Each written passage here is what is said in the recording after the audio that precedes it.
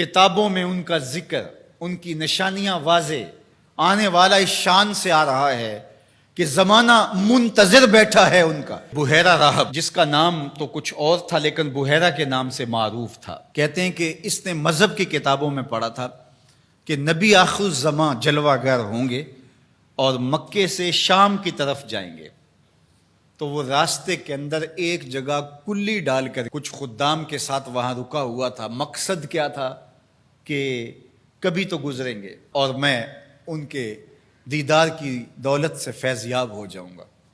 مذہب کی کتابوں میں ساری نشانیاں اس نے پڑھ رکھی تھیں۔ وظیفہ کیا کرتا ہے یہاں بیٹھ کے؟ صبح ہوتے ہی مکان کی چھت پہ چڑھ جاتا ہے، اپنی اس کٹیا کے اوپر چڑھ کر کے حجاز کی طرف آنے والے قافلوں کی راہیں تکتا ہے۔ قافلے گزر جاتے ہیں، شام کو پھر نیچے آ جاتا ہے، اگلے دن سویرے پھر یہی عمل شروع ہو جاتا ہے۔ شب ہجر کی سختیاں کوئی اس سے جا کے پوچھے، تیری راہ تکتے تکتے جسے صبح ہو گئی، مدتیں بیت گئی، ماہ و سال گزر گئے۔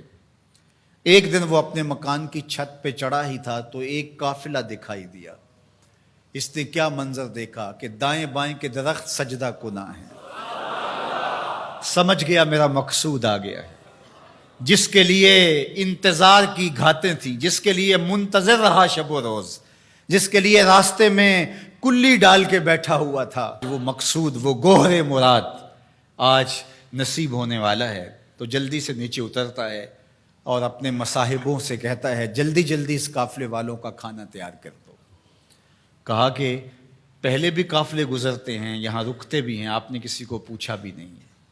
کہا بس آج کسی کی طفیل ان کو کھانا دیا جا رہا ہے۔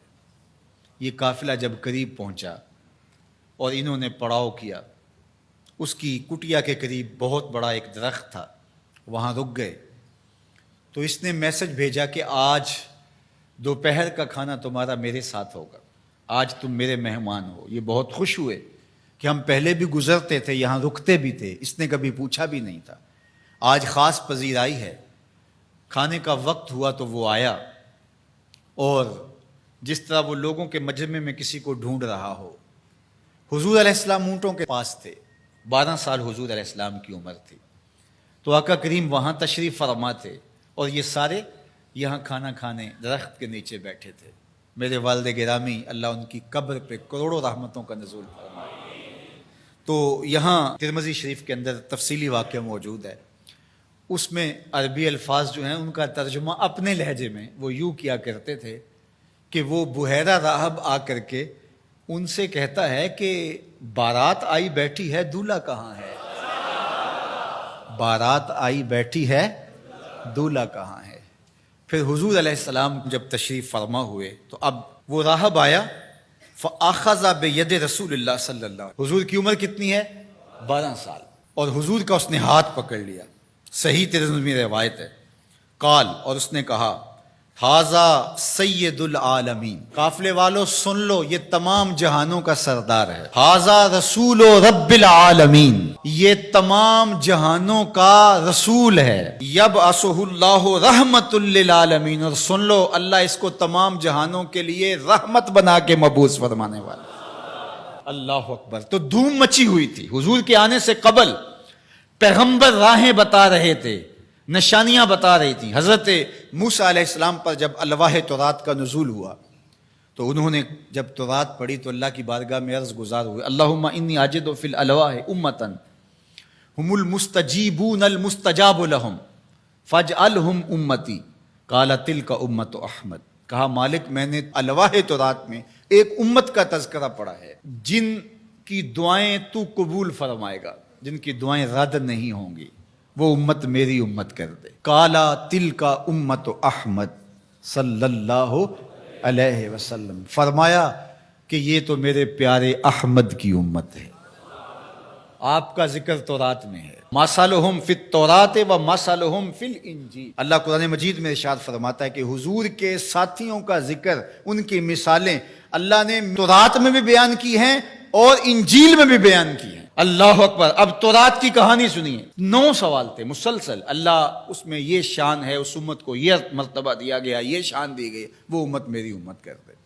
جواب کیا آتا رہا؟ تلک امت احمد، یہ تو میرے نبی محمد صلی اللہ علیہ وسلم کی امت ہے۔ تو جب 9 مرتبہ یہ سوال کر چکے تو پھر حضرت موسیٰ نے کیا عرض کی؟ اللہم اجعلنی من امت احمد، اللہ وہ امت میری امت نہیں بناتا، مجھے اس کی امت سے کر دے۔